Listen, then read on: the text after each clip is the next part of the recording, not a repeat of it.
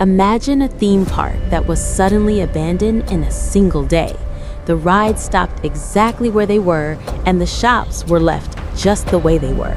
Today, rusty roller coasters and broken carousels still stand there, as if time suddenly stopped. But locals say that late at night, strange music and the sound of rides can sometimes be heard. The strangest part is, the park is completely empty.